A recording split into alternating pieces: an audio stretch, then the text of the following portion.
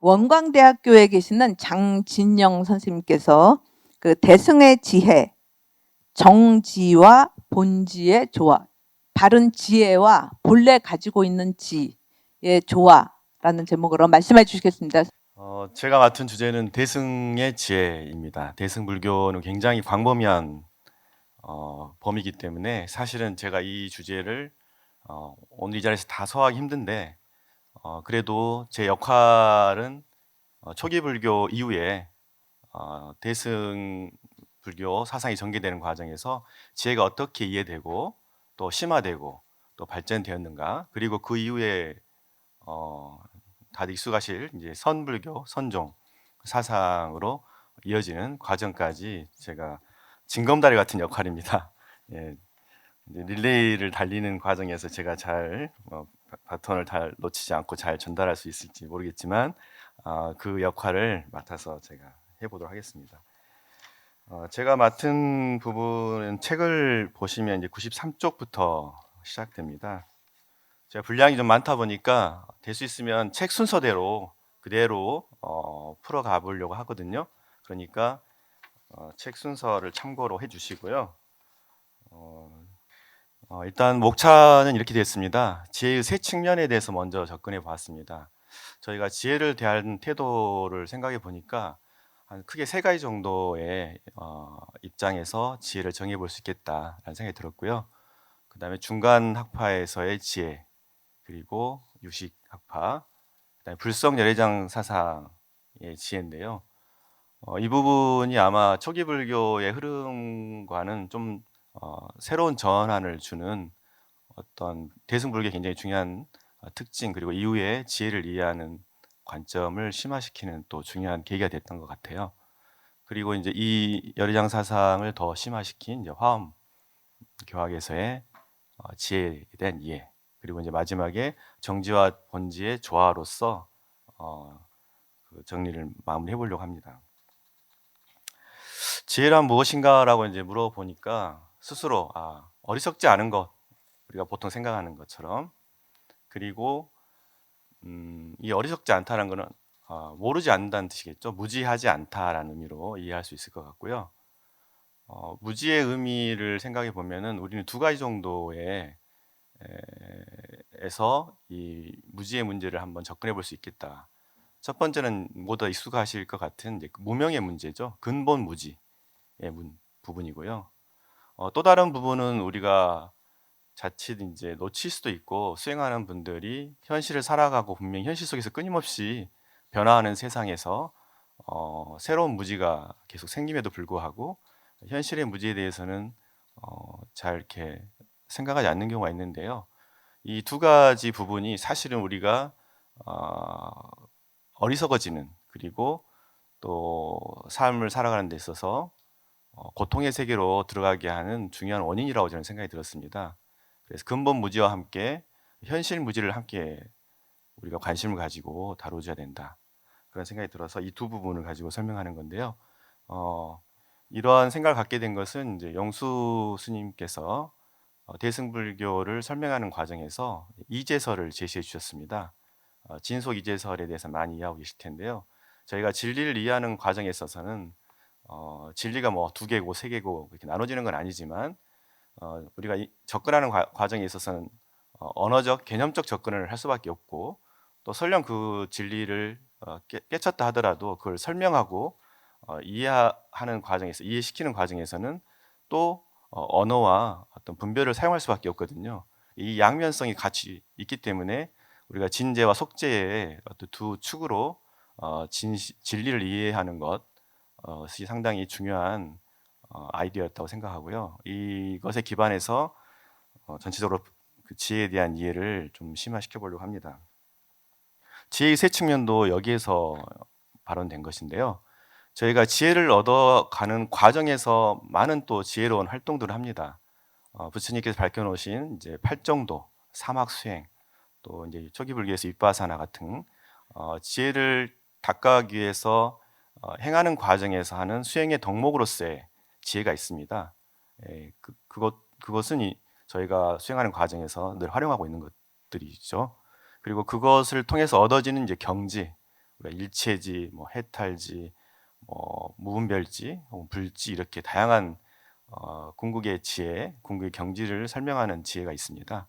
이건 깨달음의 경지로서의 지혜가 아닐까 생각이 들고요.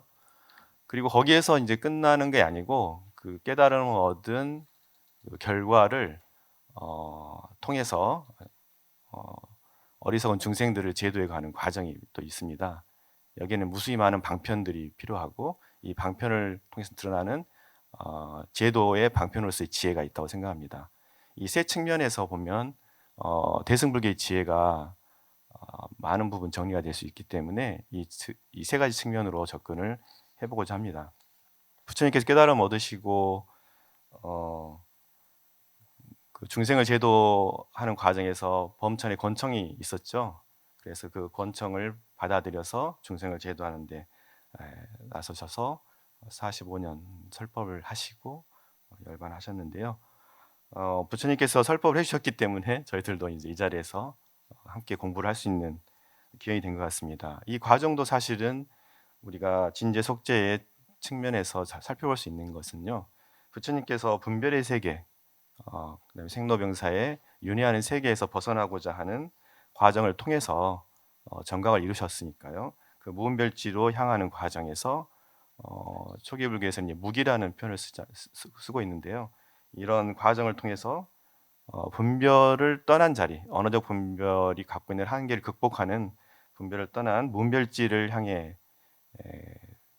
가셨고 그걸 통해서 정각을 이루셨고요. 거기에 머무르지 않으시고 다시 전법의 세계로 또 한 걸음 내주셨기 때문에 이러한 과정을 통해서 이게 정말 지혜의 흐름인 거죠. 지혜가 어떻게 작용하고 또 어떻게 발현되고 어떻게 사용되고 있는가 하는 측면을 함께 볼 수 있을 것 같습니다. 분별에 대해 설명할 때 많이 이용되는 경전이 이제 마두빈타카 수다라고 초기 불교에서는 이제 많이 사용하고 있고 저도 이제 몇 번 인용을 했었는데요.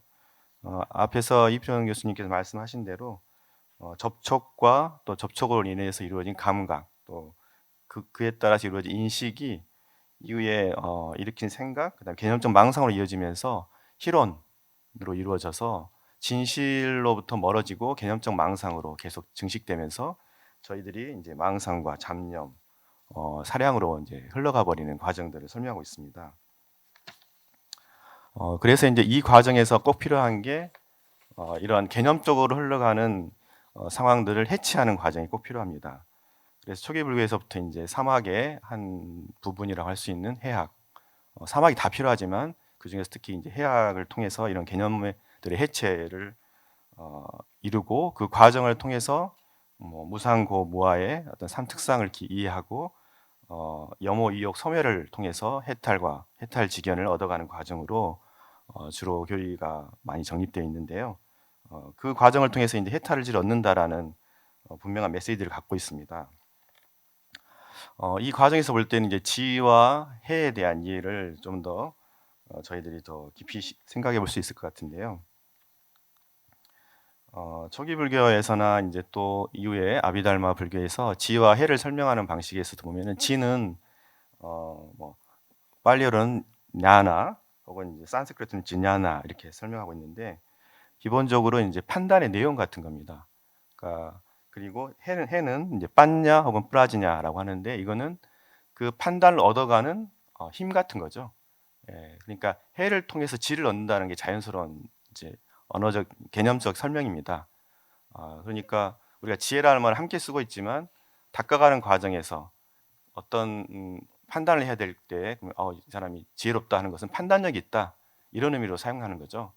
지혜가 있다라고 할 때는 그러나 이제 또 우리가 이 사람이 정말 깨달음이 있느냐, 지혜를 얻었느냐라고 했을 때는 그러한 해악의 결과 계속 판단하고 인식하는 과정을 통해서 얻어진 궁극 경지 같은 것을 또 지라고 볼 수가 있는 것이죠. 그래서 지와 해가 이제 함께 설명될 때는 이 두 가지 방법, 두 가지 과정, 판단의 하는 과정, 판단의 힘과 함께 판단의 결과로서의 얻어진 그 결과까지를 함께 설명한다고 볼 수 있습니다. 그런데 이 두 개념은 사실 저희들도 혼용해서 많이 쓰는 것처럼 초기 경전이나 이후에 논서에서들도 서로 지혜가 해에 포함되기도 하고 해 안에 또 지를 설명하기도 하고 그런 과정을 통해서 이게 두 가지 개념들이 이제 혼용에서 많이 사용되는 걸 알 수 있습니다. 남방 상자부에서 보면은 특히 이제 윗바사나를 강조를 많이 하는데요. 윗바사나는 이제 통찰지라고 볼 수 있습니다. 이 통찰지를 통해서 7청정의 이제 체계, 청정도론에 제시되어 있는 7청정의 체계를 통해서 열반에 들어가는 과정을 설명하는데요. 이 과정에서 보면은 이제 분별지와 함께 분별을 떠나 있는 이제 출세간지까지 다 아울러서 총 16가지의 통찰지를 설명하고 있습니다. 이제 구체적인 내용들은 다 이렇게 설명할 수는 없지만 이 과정을 통해서 그 지혜의 역할, 그러니까 해악으로서의 윗바사나의 역할과 함께 그것의 결과로서의 반조의 지혜를 얻는 과정까지를 한꺼번에 이제 설명할 수 있습니다. 앞에서 설명하신 것좀 굉장히 차제적인 그 대표적인 어떤 예가 될 수 있을 것 같습니다.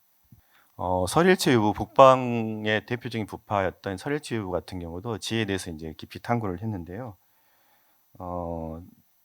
특히 이제 번뇌를 소멸하는 과정에서 이제 고진멸도 사제를 현관하는 것, 현관한다는 것은 이제 현전 눈앞에 펼쳐진 것을 평등하게 관찰하는 것을 말하는데요. 평등하게라는 말은 있는 그대로 관찰한다고 보시면 좋을 것 같아요. 우리가 지혜를 본다는 것이 번뇌나 혹은 욕심이나 뭐 여러 가지 이유 때문에 진실을 그대로 보지 못하는 경우가 있는데 사제를 그대로 현관하는 과정을 통해서 그 과정을 다 마치게 되면 견도에 들어간다고 합니다. 견도에 들어간 다음에 초기불교에서는 예륙가에 들어간다는 거 마찬가지인데요. 그 견도에 들어가는 과정까지의 이제 세속의 지로서는 이제 세속지 그다음에 이제 그 욕계와 상이계, 그러니까 색계 무색계를 거치면서 법지와 유지를 또 경험하게 되고 그 과정에서 이제 집지, 멸지, 도지라는 이제 네 지가 같이 작용을 해서 이제 총 16가지 정도 지가 되는 것이죠. 그 과정을 다 통과하면서 이제 그 견도위를 지난 이후에도 견도위의 똑같은 방식으로 수도위를 거칩니다. 나중에 유식에서 설명하겠지만 이제 견도위에서는 분별의 아집 법집을 해결한다면 그 이면에 구생 아집이라는 것, 구생 법집이라는 게 또 있기 때문에 계속 수도위가 필요한 거죠. 견도는 사실 어쩌면 굉장히 16찰나 굉장히 짧은 순간에 이루어진다고 볼 수 있는데 견도를 끝내고 우리가 지혜가 뭐다 하는 걸 알았다 하더라도 그것을 몸으로 체득하는 과정은 굉장히 오랜 시간이 걸리는 것이거든요. 그래서 그 과정을 또 사지현관을 통해서 끊임없이 반복해 가면서 마지막 무아기에 이르러서야 비로소 이제 무분별지를 얻을 수 있다라는 이제 내용입니다. 네, 이렇게 이제 초기 불교 혹은 이제 부파 불교나 아비달마 불교에서 이제 상자부나 이제 북방의 설치부 등에서 굉장히 차제적이고 세밀하게 그 지혜에 대해서 논의를 하고 있는데요. 사실 대승불교 오게 되면은 이제 그러한 방식이 갖는 한계, 예를 들어 초기 불교에서 이제 부처님께서 무아를 말씀하셨지만 아공에 대해서는 특히 설의치부에서는 이제 함께 하고 있지만 법에 대해서는 한계를 갖고 있는 것이죠. 그러니까 모든 것을 이제 개념을 해체하는 과정에서 법의 분별을 하다 보니까 모든 것을 법으로 설명하는 태도, 법은 실제한다라는 태도를 갖게 된 것이죠. 예, 그러다 보니까 법이 갖는 원래 고유성을 실체성으로 잘못 이해하는 그런 어떤 오류, 그로 인해서 이제 어떤 면에서 보면은 진정한 의미에서 무분별지를 얻지 못하고 분별 속에서 한계되어지는 상황을 극복하는 과정에서 아도 공하지만 법도 공하다라는 말씀을 통해서 이 공을 드러내는 공성을 체득하는 과정을 강조하게 됩니다. 중간 사상에서 이제 다 아시겠지만 금강경의 논리를 간단히 여기에 대비해봐도요, 우리가 지혜를 이해하는 데 상당히 도움이 될 것 같습니다. 금강경에 보면은 뭐 금강경의 그런 논리들 A는 곧 A가 아니므로 A다 이런 말씀입니다. 여기 계신 모든 분들도 다 어떠한 이름을 다 가지고 계시잖아요. 하지만 그 이름으로 설명할 수 없는 그 이름 아닌 것으로밖에 저희는 설명할 수 없는 것이잖아요. 저희 자신을 설명할 때. 그렇기 때문에 자신을 부정했을 때 비로소 자신을 온전히 드러낼 수 있다라는 그 과정인데요. 이 금강경의 논리도 사실은 지혜의 세 측면을 잘 반영하고 있습니다. 현상적으로 나타나 있는 분별의 세계를 극복하는 과정을 통해서 무분별지에 들어가는 것이고요. 중간에서 말하는 공성을 체득하는 것이고, 그 공성을 체득했을 때 비로소 반합인 행을 할 수 있기 때문에 이 과정을 통해서 지혜의 세 측면을 또 함께 볼 수가 있다고 볼 수 있습니다. 공성의 체득에 대해서는 아집과 법집에 저희가 이제 보통 아는 자아에 대한 잘못된 견해, 그 견해로부터 이제 생기는 집착들. 그리고 법이라고 하면 이제 법에 대해서는 이제 몇 가지로 정의를 해볼 수 있지만 여기서는 존재를 구성하는 모든 요소들이라고 볼 수 있을 것 같습니다. 그 모든 요소들에 대해서 저희가 또 개념적으로 분별을 해서 거기 집착하는 태도들이거든요. 이런 걸 통해서 이제 개념적 망상으로 흘러가는 희론, 그리고 이제 업과 번뇌를 통해서 윤회의 세계에 빠져들어가 버리는데요. 이걸 극복하는 과정에서 이제 반대로 이제 아공, 법공, 이공이 이제 잘 드러날 수 있도록 공성을 완전히 깨쳐 아는 과정이 꼭 필요하고요. 이걸 통해 실론과 분별을 소멸하고 업번뇌를 소멸함으로써 이제 해탈을 얻어가는 과정을 또 포함하고 있습니다. 중론에도 보면은 그 연기, 무자성, 공 이런 말들이 이제 거의 동의어처럼 사용되고 있어요. 그런데 실제로 이제 그 경전의 내용을 보면은 공연기, 뭐 공무자성 이런 표현을 쓰지 않고 연기이기 때문에 공이다, 무자성이기 때문에 공이다 이런 표현을 많이 씁니다. 이런 의미는 사실은 그 나중에도 문제가 됐던 악취공의 문제를 또 염두에 두는 어떤 표현 같습니다. 우리가 어떤 걸 개념을 먼저 정의했을 때 그 개념이 사실 선제됨으로써 그 개념에 사실 우리가 붙들리는 경우가 많거든요.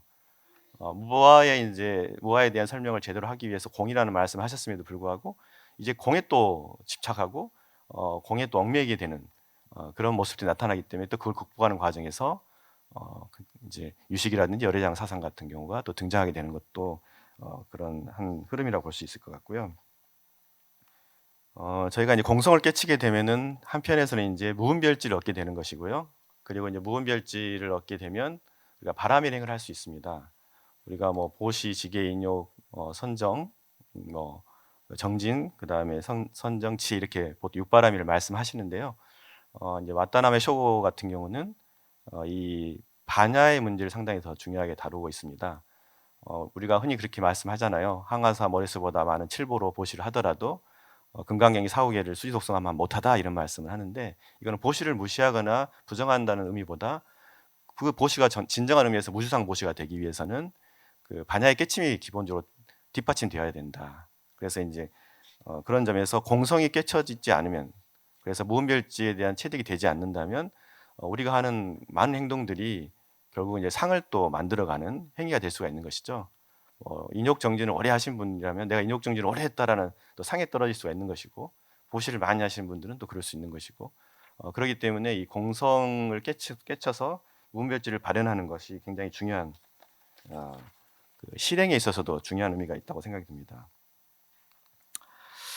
반야바라밀과 일체지의 관계는 이제 경전에서도 일체지가 곧 반야바라밀이다라고 얘기를 합니다. 바라밀이라는 말은 이제 바라미타의 이제 번역어니까요. 바라밀의 의미는 이제 보통은 저편에 도달한 상태, 도피한이라는 말을 많이 쓰죠. 저편이라는 걸 깨달음의 세계고요. 그 깨달음에 도달한 상태를 얘기하기도 하지만 또 한편에서는 지혜의 완성, 완전한 지혜를 의미하기도 합니다. 그래서 이제 이 반야바라밀 같은 경우는 출세간지로서의 무분별지를 설명하는 것이고요. 이 과정에서 초기 불교부터 중시됐던 일체지와 함께 도종지 그리고 일체종지 이런 표현도 등장합니다. 아란의 이제 완결성에 대한 의문들은 초기부터 있어 왔고, 아란보다 사실 더 부처님을 더 높게 보려는 어떤 생각들을 일찍부터 가져왔었는데요. 이런 생각들이 반영된 한 표현이라고 볼 수 있습니다. 그러니까 대승불교 같은 경우는 초기 불교를 이끌어가는 주 어떤 인물이 이제 아란이라고 한다면, 대승불교는 주로 이제 보살들이 이제 이끌어간다고 볼 수 있는데, 보살들 같은 경우는 이제 불지를 향해 가는 과정에 있는 분들이잖아요. 그렇기 때문에 자연스럽게 이상적 부처님을 상상할 수 있고 같은 일체이지라 하지만 그 안에서도 부처님의 어떤 경지를 한 단계 높게 보려고 하는 시각들이 자연스럽게 생기고 있는 것이고요. 특히 대승불교에서는 이제 초기 부파불교를 극복하는 과정에서 나타났기 때문에 부파불교의 지혜에 대한 이해보다 한 걸음 더 나아가려는, 특히 이제 그 배경이 되는 게 바로 공성과 무분별지 이런 것들이라고 볼 수 있고요. 그런 표현들이 많이 있습니다. 여기는 여실지라는 표현을 썼는데요. 그래서 이제 설치부의 십지에다가 여실지를 포함시키는 것이죠. 네. 이 여실지는 이제 부처님의 지혜이고 불안으로만 볼 수 있는 그런 지혜라고 말씀합니다. 그리고 이제 유식학파로 넘어가게 되면은 이걸 중간은 주로 진실을 깨달아 지혜를 얻어가는 과정에서 분별을 없애는 데 초점을 뒀다고 한다면요. 유식학파는 분별은 살리되 분별성만 없애는 쪽으로 초점을 뒀다고 보시면 좋을 것 같습니다. 우리가 이제 흔히 인도 불교, 특히 대승불교는 공유 논쟁을 얘기를 많이 하는데요. 그 핵심에 있어서는 분별에 대한 태도라고 저는 보고 있는데, 중간학파는 철저히 분별을 허망 분별로 보기 때문에 모든 분별을 제거하는 쪽에 좀 초점을 두고 있습니다. 그러나 유식사상은 그 분별을 제거했을 때 생기는, 아까도 말씀 잠깐 드렸지만 악취공의 문제가 분명히 있습니다. 저희들도 지금 이제 분별을 하고 있는 거잖아요. 이야기도 하고 있고 듣고 있고 자리에 앉아 계시고 또 이 강의에 참여하고 있는 모든 과정이 분별을 기반으로 하고 있는데, 다만 그 분별에 고착되고 집착되는 태도, 분별성에 떨어지지 않고 그걸 있는 그대로 바라보는 태도를 갖는 것이 굉장히 또 중요합니다. 물론 이러한 현상들은 실제로 있는 것이라기보다 인연 따라서 연기적으로 있는 것이기 때문에 실체유를 주장했던 이전의 설치부하고는 분명히 구분되는 것이지만 중간에 공에 떨어질 수 있는 그런 부분에 대한 극복의 과정에서 이 가유로서의 임시유 가유로서의 분별 세계를 분명히 살려내고 있는 것이고요. 이 분별의 세계는 바로 이제 유식에서는 식이라고 볼 수 있습니다. 식은 식은 이제 아리아식부터 팔식으로 보통 식을 분별해서 보는데요. 식은 전체가 다 이제 의타기성이라고 볼 수 있습니다. 타의 의지에 생기는 것이죠. 그 이 의타기성으로 생기는 펼쳐진 이 세계를 저희들이 이제 분별을 하고 있는 건데, 거기에서 이제 갈리게 되는 것이죠. 중생의 길로 가는 것은 변계소집성 혹은 분별성으로 떨어져 갔을 때는 중생의 세계로 펼쳐지는 것이고, 그것을 있는 그대로 그 분별을 바라봤을 때는 이제 원성실성, 진실성으로 가게 되는 것입니다. 이 용어의 문제는 원성실성, 변계소집성, 의타기성은 이제 현장 용어고, 그 전에 진제 스님은 분별성, 의타성, 진실성이라는 표현을 썼기 때문에 그 표현도 같이 함께 알아두시면 도움이 될 것 같습니다. 진제 스님은 이제 다분히 중간 사상에 가깝게 유식 사상을 펼쳤습니다. 그래서 보통 우리는 이제 무상유식해서 이제 중국에 넘어올 때는 이제 구유식이라고 설명을 많이 하고요. 현장 스님께서는 16년 동안 이제 란다 대학 가서 구법을 하시고 오셔서 다시 유식 사상을 새롭게 펼쳤기 때문에 후대에 생겼던 유상유식, 그리고 이제 그거를 중국에서 이제 신유식으로 해서 전개를 하시잖아요. 우리가 보통 이해할 때는 신유식 중심으로 얘기하는데요. 뭐 재밌는 거는 현장 스님과 또 나중에 화엄을 개창했던 지엄 스님은 두 분 다 602년생이세요. 두 분 다 동년배고, 또 재밌게도 그 진제 이후에 섬론학을 같이 법상과 승변 스님에게 배웠던 동문수학했던 분이시거든요. 근데 두 분이 가는 길이 굉장히 달라졌어요. 한쪽은 이제 구법을 통해서 신주식을 들여왔지만, 지엄 스님은 종남산, 장안 아래에 있는 종남산에서 구의식 계통에서 새로운 사상을 펼쳐내서 지금 우리가 공부하는 화엄 사상을 펼치신 거거든요. 그런 점이 상당히 이제 재밌는 부분인데, 어쨌든 이거는 이제 유식에 대한 이해가 당시에도 동일하지 않았고 다양한 이해가 있었다라는 점도 함께 이해해 주시면 좋을 것 같습니다. 이 삼성과 관련해서 이제 오사, 보통 이제 우리가 5가지 방식으로 그 법을 설명하는 과정에서 분별과 정지를 양축으로 놓고, 분별은 이제 명과 상으로 나누는 것, 그 다음에 정지는, 사실 정지라는 것은 정지가 있어야만 진열을 볼 수 있다고 보거든요. 그렇기 때문에 유식학에서는, 유식학파에서는 지혜라는 것은 보통 우리 중생들은 접근하기 어려운 부분입니다. 언감생신 진실을 지혜가 있다라는 말을 하기 어려운 거죠. 정지를 얻어야만 비로소 진여를 볼 수 있기 때문에 그렇습니다.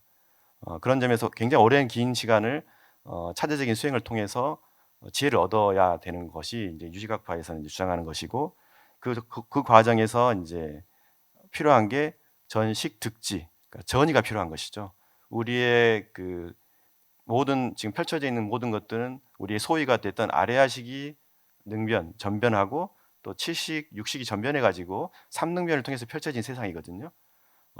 그런데 이 세상을 그대로 받아들이게 되면은 그냥 전변된 세상을 그대로 받아들이는 걸 병계소입성의 삶을 살아가는 것이고요.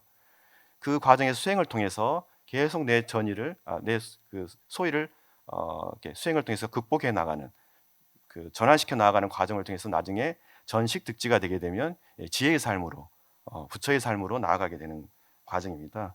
이 과정이 이제 이 표를 통해서 간단히 설명이 가능할 것 같아서 보시면 좋을 것 같고요.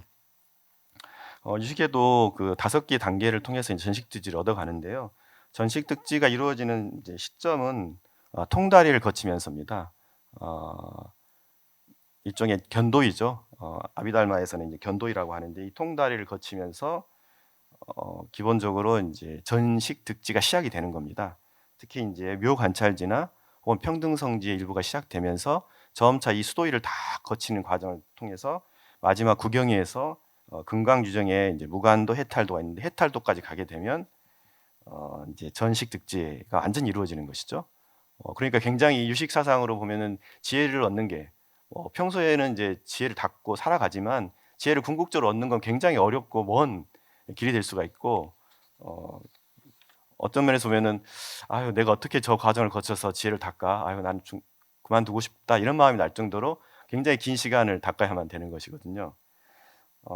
그런 점에서 볼 때 이제 이후에 또 다른 방식들을 자연스럽게 진리적으로 추구해 갔던 건 아닌가 싶고요.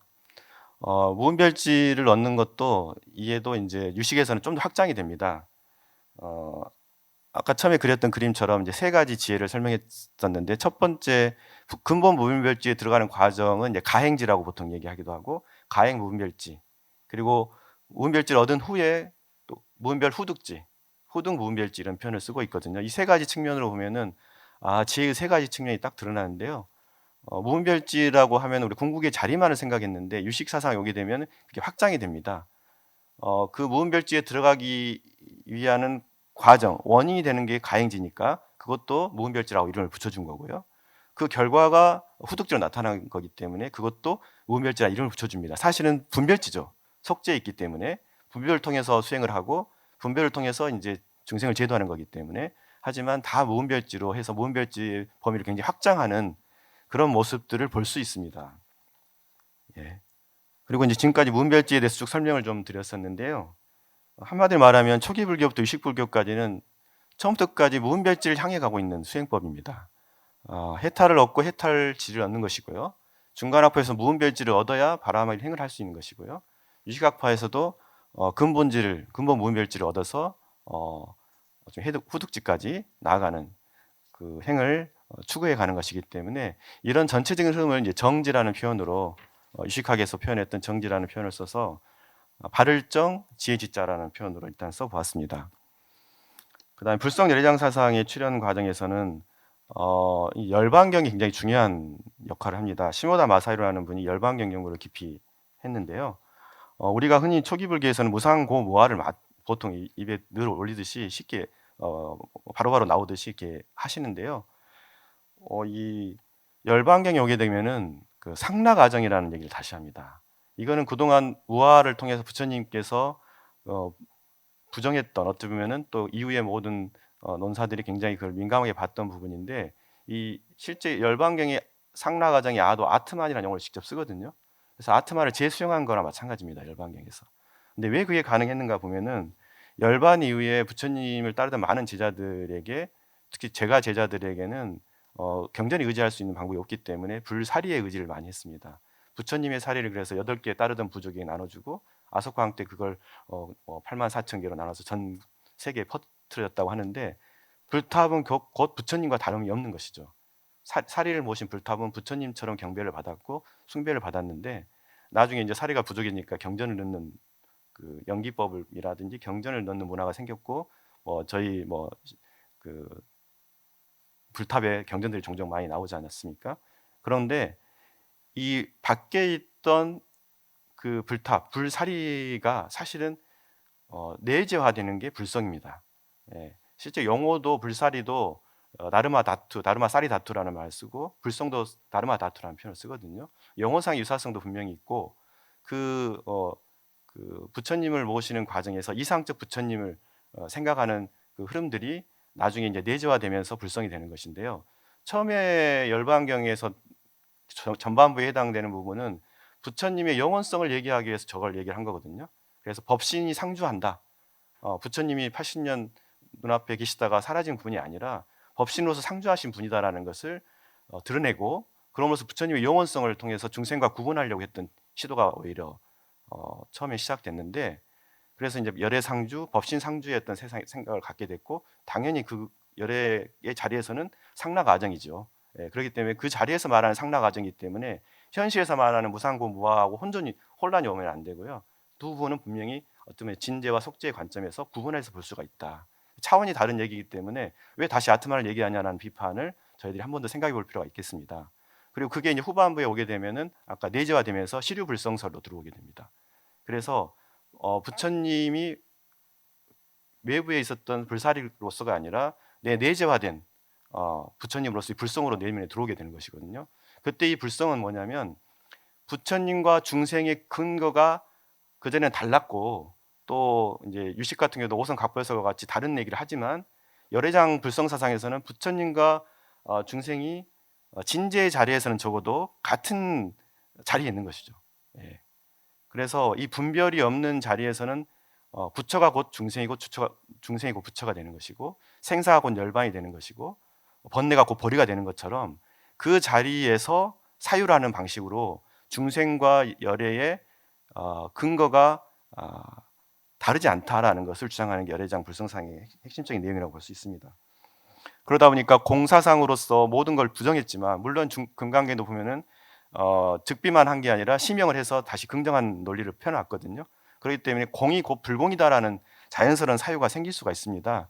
그거를 발전시킨 게 열애장 불성사상과 연결돼 가지고 공한 면뿐만 아니라 공하지 않는 면, 번뇌는 공하지만 그 안에 담겨 있는 무량한 성공덕, 광명과 은혜, 덕상들은 다 충만해 있기 때문에 공한 면과 불공한 면을 함께 보려고 하는 시각들이 자연스럽게 생기게 됐고요. 그런 시각들이 이제 경전상으로 이제 능가경 이런 경전에도 등장하고, 또 그것에 관련된 논설하고 해서 대승기신론을 많이 중시하는데요. 대승기신론에도 굉장히 그런 내용이 풍부하게 들어 있습니다.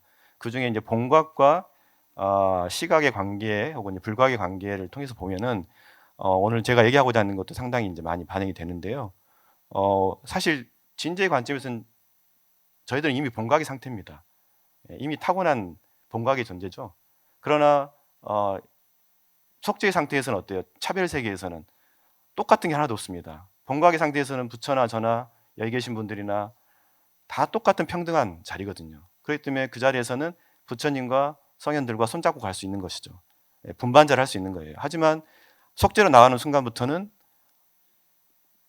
근기에 따라서 모든 그 전생의 인연 따라서 다 다릅니다. 하기 때문에 철저하게 차제적인 수행을 또 필요로 하는 것입니다.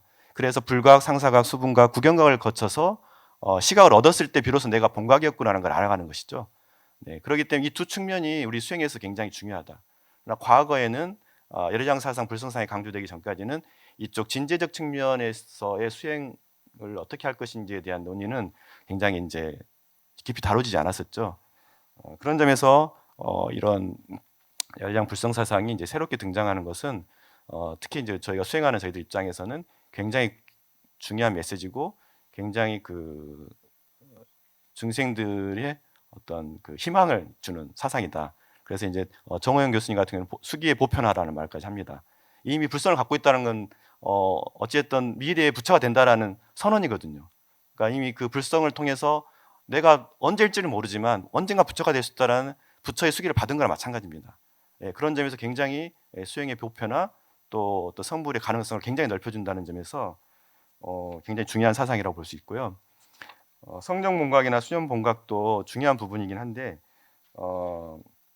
이 부분은 그 여실공뿐만 아니라 이미 본각의 상태에서 인훈습 법출리경 연훈습경을 통해서 계속 중생들에게 이 훈습을 하고 있다는 겁니다. 이거는 뭐냐면 나중에도 말씀드리겠지만 열애께서 지금 이 순간에 저희들에게 늘 향해 있다는 것이죠. 열애의 지혜가 이곳에 계속 충만해 있고 계속 향해 있기 때문에 그것을 기반으로 해서 나중에 그 열애도 중생들도 그 무명의 세계에서 진여의 세계로 순식간에도 자각만 생기면 지금 이 순간에도 바로 열애의 그 진여에 합일할 수 있는 것인 거죠. 그 길을 사실은 이 본각을 통해서 알려준 것이고 또 이제 지정상 부사엽상도 이거는 염의 상태에서도 본각이 계속 작용하고 있는 모습을 설명해서 자리타의 어떤 그 모습을 본각의 설명에 통해서 해주고 계십니다. 그리고 이제 화엄으로 좀 보면요, 제가 사실 전공은 화엄이 전공입니다. 이 얘기를 하려고 여기까지 이제 저도 긴결을 왔는데 열애장과 열애법신에 대한 이해입니다. 이러한 이해를 돕기 위해서 이제 그 종밀 스님께서 그 선원제전집 도서에서 밝혀놓은 상공성의 교판을 상당히 참고해 볼 필요가 있습니다. 진리를 두 가지 면으로 볼 수도 있지만 또 세 가지 면으로 보는 경우도 많이 있습니다. 뭐 최상령, 공과중 이런 것처럼 그 중에 하나가 이제 공상성이라고 볼 수 있는데요. 상공성. 이거는 이제 그 중간의 공과 유식의 혹은 이제 서리치부를 포함한 유자리를 중시하는 그 사상들을 상으로 보고 상종으로 보고 그것을 아우르려고 했던 열애장 중심의 사상을 성으로 보려고 하는 태도입니다. 이거는 뭐 교판으로서 이제 교 여러 가르침들을 이제 압축적으로 설명하는 데 이제 도움이 되는 이해 방식인데요. 이 열애장 사상은 그래서 이 불성 사상에 기반해서 나와 있는데 이 열애장과 열애법신의 차이는 간단합니다. 열애가 내 안에 있다고 보는 잠재적인 것까지만 인정하면은 지금은 내가 불성을 갖고 있지만 부처가 아니라는 얘기잖아요. 하지만 열애법신은 뭐냐면 활짝 피어 있는 꽃입니다. 이미 꽃머리로 있는 게 아니라 이미 다 활짝 피어 있는 모습이다. 지금 모습 그대로. 그래서 이 모습이 열애가 활짝 피어 있는 열애법신의 과위의 모습이다라는 것을 긍정하는 겁니다. 이거는 이제 저희가 이런 내용을 통해서 이제 교판이 이제 전개돼서 교판을 통해서 법을 이제 순차적으로 설명을 하고 있는데요. 이제 대승소승의 논의는 오랫동안 있지만 구마라즈 이후로부터는 대소승의 논의가 이제 대승 중심으로 갔다고는 하는데 어쨌든 수나라 때 거의 돼서야 대소승이 이제 중국 불교에서는 판별이 끝난다고 저는 봅니다. 그래서 그 이후에 대승의장이라는 대승현론이라든지 다양한 대승 중심의 논의들이 활발하게 이루어지는데 그 과정에서 이제 대승의 논의가 끝나게 되면서 삼승 일승 논의로 이제 바뀌게 되거든요. 그 일승의 핵심이 되는 게 바로 열애장 사상이고 그 사상을 펼쳐낸 게 천태나 화엄이나 또 이제 저는 선이나 정토도 다 이제 그 이후의 흐름에 따라간다고 보는데요. 그런 점에서 이 교판적으로도 상당히 이제 화엄이 오게 되면 이제 논의가 굉장히 이제 툭 트인 논의가 많이 이루어집니다. 그 근거가 되는 건 당연히 화엄경인데요. 화엄경에서도 이제 이런저런 얘기들이 많이 나옵니다. 특히 이제 화엄의 성기, 그러니까 열애의 성품이 그대로 드러나 있는 모습이다. 화엄경에 보면은 그 열애 성기품에 보면은 모학열애 성기품에 보면은 부처님께서 보리사의 깨달음을 얻고 나서 그 미간을 통해서 백호 광명을 쫙 펼치거든요. 그럼 열애 성기보살, 묘덕보살의 정수리로 들어가서 설법을 청합니다. 그러면은 보현보살께서 입으로 광명설법을 하시는 거예요. 그 내용을 담아놓은 게 이제 화엄경이라고 볼 수 있는데 그러면 지금 이 순간에 열애가 충만해 있다고 본다면 여기 계신 모든 분들이 사실은 청법주가 될 수 있는 거고 여기 앞에서 강의하시는 분들은 또 설법주로서 하는데 각자 자기 역량껏 하고 있는 그대로지만 그 안에는 열애가 충만해서 이 법회가 펼쳐지고 있는 것이죠. 예, 그렇게 이해를 하고 모든 걸 열애의 그 관점에서 보려고 하는 태도입니다. 그 열애의 지혜는 그래서 지금 이 순간에 충만해 있고 그 열애의 충만한 지혜가 이미 우리 중생의 몸에 그대로 투현되어 있습니다. 어떤 중생은 더 예쁘니까 더 주고 안 예쁘니까 덜 주고가 아니라 열애의 지혜가 다 충만해 계신 거죠. 그래서 저희가 이제 5척신밖에 안 된 이 몸이 그대로 법신불이 될 수 있는 것이고요. 그렇기 때문에 성불 사상이 굉장히 활발하게 이루어지게 됩니다. 10만 성불, 구례 성불, 뭐 즉심 성불, 뭐 이런 형태로 우리가 성불을 하는 것은 굉장히 오랜 뭐 몇 아승직업을 거쳐서도 될까 말까 하고 그런 어떤 성불이고 그랬을 때 기본 비로소 이제 지혜를 얻게 되는 건데 그 과정을 지금 이 순간에 열애께서 이미 갖춘 지혜 속에 우리가 충만하게 들어있기 때문에 지금 이 순간에도 열애의 지혜를 통해서 말을 하고 있고 열애의 지혜를 통해서 이해를 하고 있고 열애의 지혜가 충만하게 지금 펼쳐지고 있는 모습으로 지금 현재를 이해하는 것입니다. 화엄경에도 이제 그런 내용들이 뭐 융삼세간 이래서 이제 의보와 정보가 함께 이루어지는 걸 보통 이제 의보로서는 이제 기세간을 얘기하고 정보로서는 우리 중생이나 그 지정각 깨달은 불보살들을 함께 얘기하잖아요. 이게 융합되어 있다고 보는 거죠. 그러니까 깨달은 자와 깨달음의 대상이 구분되어 있지 않은 이지가 함께 있는 그런 자리죠. 이건 이제 그런 의미에서 이제 해를 설명할 수 있고 행은 우리가 하는 모든 행위가 사실은 지혜를 벗어날 수 없기 때문에 지혜를 닦아가는 행위고 지혜가 출현하고 있는 모습인 것이죠. 그런 점에서 이제 10가지 표현으로 썼지만 이 이세간품에서 10지도 전부 다 일체지의 표현이다라고 볼 수 있습니다. 우리가 초발심시 변성정각이란 말을 늘 이제 익숙하게 아실 텐데요. 발심과 정각은 분명히 구분됩니다. 인의와 과의로서 현실 세계에서는 발심한 순간과 정각을 이루는 과정이 언제 이룰지 모르지만 분명히 떨어져 있죠. 하지만 우리가 그 진재의 관점에서 볼 때는 또 열애의 대지 속에 들어가서 볼 때는 발심과 정각이 시간적 선우나 공간적인 어떤 모든 분별이 사라져 버리기 때문에 지금 이 순간에도 발심한 순간 정각을 이룰 수가 있는 것이죠. 네. 그런 점에서 이제 차지적인 단계를 닦아가는 면도 한편에 있지만 그것이 원흉적으로 이해가 돼서 어느 순간에서 그 초지에서 들어갈 수도 있고 오지에서 들어갈 수도 있고 팔지에서 들어갈 수도 있고 구경에 올라서야 비로소 내가 열애의 대지를 갖고 있다는 걸 알게 될 수 있는 것이죠. 하지만 이 측면에서 볼 때는 이 두 가지 이해가 다 가능하다라고 이해할 수 있을 것 같습니다. 그런 점에서 우리가 이제 앞에서 전식득지는 우리가 닦음을 통해서 얻어지는 지혜라고 한다면 열애 성기 혹은 열애 출현의 모습들은 이미 갖추어진 지혜가 발현된다라고 이해하시면 좋을 것 같고 그것은 이미 열애의 지혜가 우리 중생의 몸이 이미 충만히 있기 때문에 가능한 것이다. 그리고 이 열애의 지혜는 중생의 몸에만 있는 게 아니라 법계 전반에 다 펼쳐져 있습니다.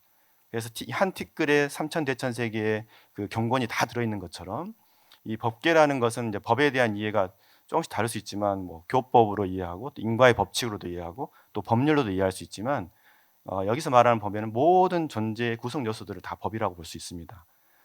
그런 점에서 볼 때는 법을 굉장히 넓게 해석할 수 있는데 이제 사법에서는 사법계에서는 현상법계에서는 분한을 설명합니다. 다 구분이 되잖아요. 한 분 한 분들이 모든 사물들이 그래서 구분되어 있는 법계로 설명하고 이 법계에서는 그 성으로 설명하거든요. 근데 이 성은 이제 진관의 설명인데 이거를 무분한으로 볼 거냐? 그러면 무분한이란 말은 이는 하나밖에 없어야 되거든요.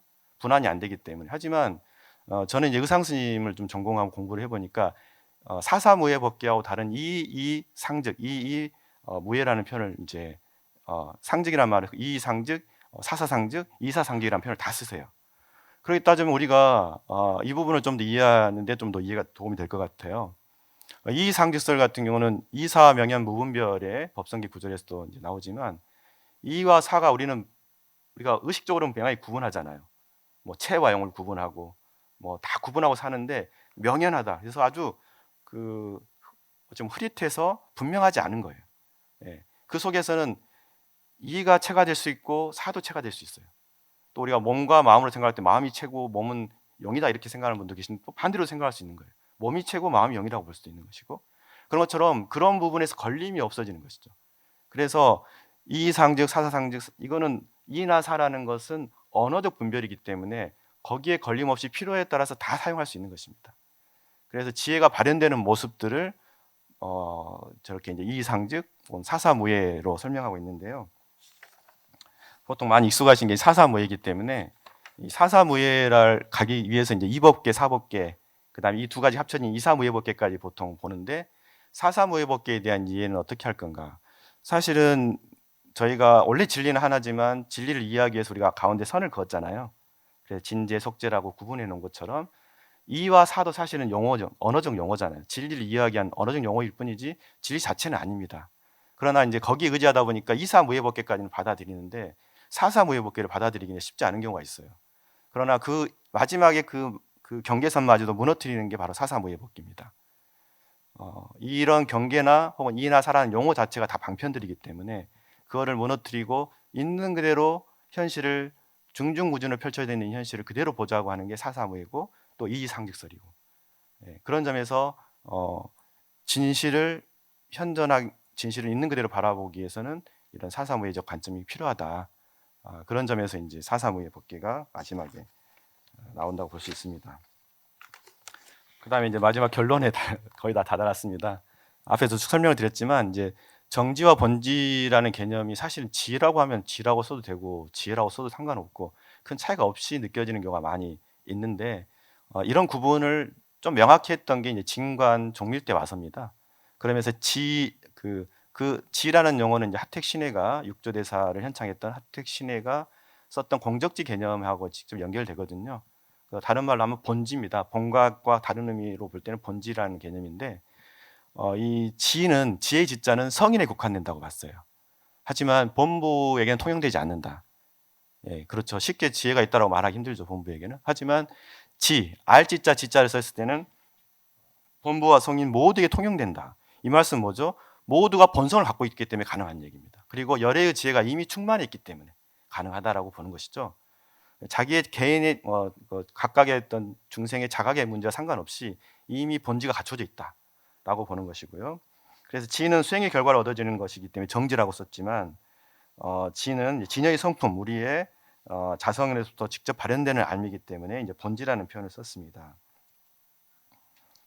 예, 결론적으로 그렇게 이제 좀 마무리를 좀 짓고 싶은데요.